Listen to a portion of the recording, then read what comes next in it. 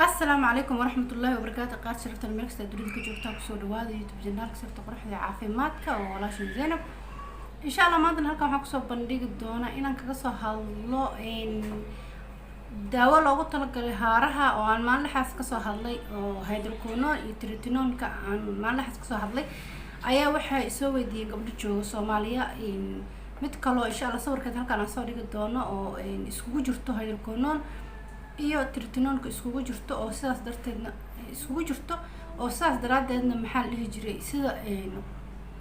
tonerka oo kala ah kareen ma aha waa sida biyo oo kala tonerka waaye sida daraadeed gabdho badan ayaa isoo weydiiyay macna Instagram-kan iga soo codsaday inaan u soo explain gareeyo qaabka loo isticmaalayo maadaama aysan ahayn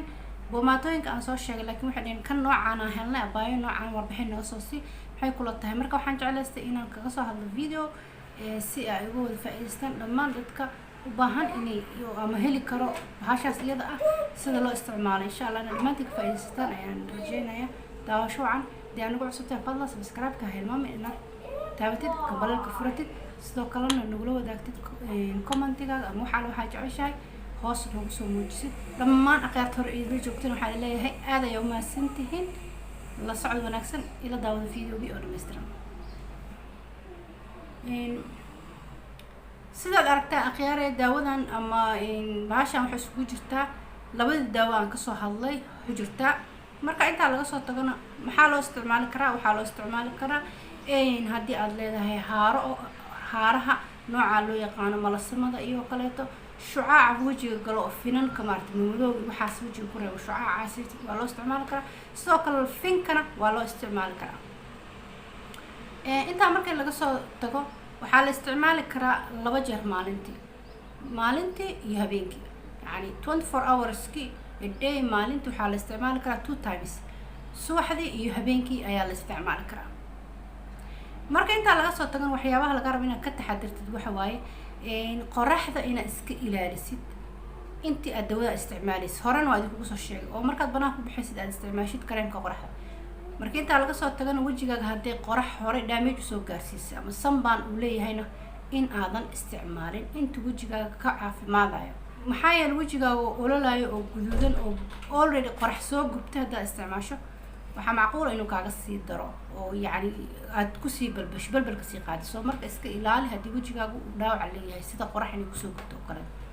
sidoo kale waxaa aad muhiim ah oo laga rabaa inaadan mataqaanaa marsanin 2 bilood ka badan ha u isticmaalin ilmo ka yar 12 sano sidoo kalena haddii maqaarkaaga dhaawac leeyahay oo nabar iyo wax ku soo gaara wax ku qaleen oo kaleetana ha u isticmaalin sidoo kalena haddii aad uur leedahayna ha isticmaalin oo naag uur leh kuma habboona in isticmaasho daawadan iyada sidoo kalena boqolkiiba 10 in ka badan jirkaaga isticmaalin yani wajiga kaliya haddii dhibaatada ka haysata ay tahay wajiga ka badan meel wajiga ka baxsan ha u isticmaal yani just wajiga u isticmaal يعني jirkaaga oo dhan bahasha in aad u isticmaashid lama rabo macnaha waxaan waa daawo nidaamka ku qoran saxda ah meesha lagu soo qoray waa sidaas in u raacid ayaa la rabaa inta markii laga soo tago sidee loo isticmaali karaa su'aasha ugu badan gabdhaha soo weydiinaya waxa waaye abbaay see u isticmaali karnaa daawadii waatana way soo direen sawirada see u isticmaali karnaa marka waxaa laga rabaa insha Allah inaad suuf soo qaadataan sida sawirada halkaan aan soo dhigi doono insha Allah suuf soo qaadaysaa dawadii ku shubaysaan ku dhibcinaysaan ilaa suufku si fiican u qooyo markuu si fiican u qooyo markaas kadib waxaa sameynaysaa wajigaaga ayaa marmarinaysaa ma fahantay suufkaas wajigaaga dhan ku marinaysaa ku gaarsiinaysaa indhahana waa ka ilaashanaysaa iyo indhaha ka gelin waxaa waa daawo waa biyo dareeraya marka iska ilaali in indhaha ka gasho laakiin wajigaaga inta kale ma aragtay meelihii haaraha ahaa finan hadaa qabtay meelihii kale kulli waa marin kartaa si slowly so haddii aad fin qabtidna way ku anfici kartaa finka oo kale gabdhaha qabo oo aad finka uga cabanayaan way isticmaali karaan daawada iyada ah bahashaasna haddaad rabtid meesha finka kaaga taataal kaliya aad saas u saari kartaa suufka walow finka hadduu kugu mudmadowaado oo mudmadow waxaas leeyahayna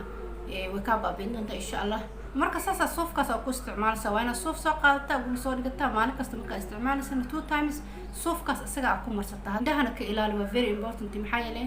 indhaha waa khatar wuxuu waa daawo inay kaa gashaan ma habboona soo marka indhaha ka ilaashada insha Allah biidnillah sida aan soo sheegana maalintii 2 jeer ayaa isticmaali kartaan oo suufkaas ayaad ku isticmaalaysaa waxaan rajaynayaa dhammaantiin inaad ka faa'iideen videogeena maanta ahaa intaas ayuu ku saabsan insha Allah fadlan waxaad jeceshiin hoos igu soo muujiya kommentiyadiina quruxda badan oo inaba caadiga ahayn aada ugu mahadsantihiin daawashada videoga aad daawateen intaan video lamid aan ku kulmi doono dhammaantiin waxaa idinkaga tegayaa khayr iyo baraka. assalaamu calaykum waraxmatullaahi wabarakaatu.